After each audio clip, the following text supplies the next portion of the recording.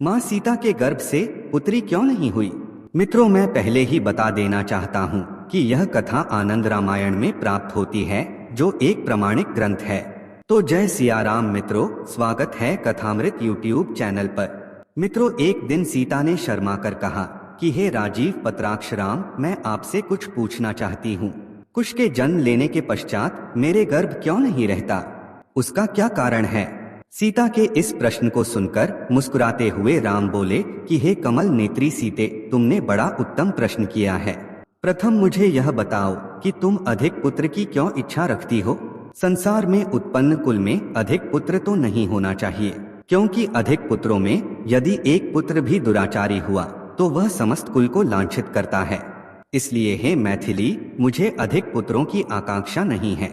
मेरी इच्छा न होने के कारण ही तुम्हें गर्भ नहीं रहता। पुरुषों को केवल एक ही पुत्र की प्रतीक्षा करनी चाहिए, जो अपने अलौकिक गुणों से कुल को भूषित कर सके। कृमि के समान व्यर्थ जन्म लेने वाले बहुत से पुत्रों से क्या लाभ? बस यह दोनों चिरंजीवी हों। ये मेरे दो नेत्र, दो भुजा, चंद्र सूर्य और हमारे तथा लक्ष्मण के समान हैं। तुमको दो पुत्र तो हो ही गए, अब यही उचित है कि और संतानें ना हो। तब सीता ने कहा, किंतु हमको कोई कन्या क्यों नहीं हुई? इसका क्या कारण है?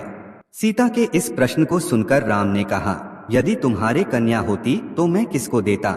इस जगती तल पर मेरे समान कौन राजा है जो इस सप्तद्वीप का महान स्वामी हो, जिसकी स्त्री को तुम सिर से नमन कर सको? संसार में ऐसा कौन है जो मेरा जामाता बन सके? संसार में ऐसा कौन वर प्राप्त होता कि विवाह में जिसके पैर मैं अपने हाथों से धोता? इसी कारण मैंने पुत्री की इच्छा नहीं की। फिर जो कुश आदि की कन्याएं हुई हैं, क्या वे बालिकाएं तुम्हारी नहीं हैं? हे सीते, क्या तुम यौवन के मद से मोह को तो नहीं प्राप्त हो रही हो? त्रिलोक माता होकर भी तुम इस प्रकार आत्मविस्मृत की बातें करती हो। संसार का यह समस्त स्त्री रूप तुम्हारे ही अंश से तो उत्पन्न हुआ है। इसी प्रकार संसार का जितना भी पुरुष रूप है वह मेरे ही अंश से उत्पन्न है। समस्त स्त्री पुरुष तुम्हारे ही पुत्र और पुत्री हैं। शास्त्र कई पुत्रों के भी उत्पन्न करने की जो आज्ञा देता है, उसका यह कारण है कि कदाचित उनमें से कोई एक भी सपूत निकल गया तो वह गया में श्राद्ध करके कुल का उद्धार कर देगा। यह एक बहुत साधारण सी बात है, इसके लिए किसी अन्य श्रेष्ठ उक्ति कहने की आवश्यकता नहीं है। मेरी सम्मति में तो स्वकुल के विस्तार हेतु एक ही पुत्र होना चाहिए। दुष्ट मार्गी सैकड़ों भी पुत्र हों तो वे कृमि के ही समान हैं, उनसे कोई लाभ नहीं होता। मैं जिस बात को कह रहा हूँ, अनेक विद्वानों ने इसे उत्तम कहा है।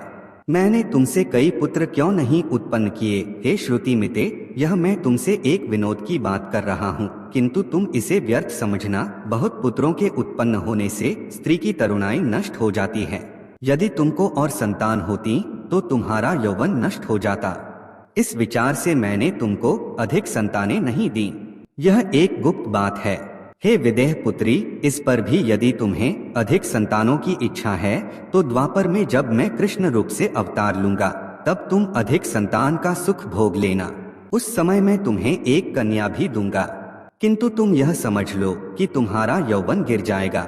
इसी कारण मैं 16,108 स्त्रियों से विवाह करूंगा, परंतु उनमें से तुम्हारे सहित मेरी मुख्य 8 स्त्रियां होंगी।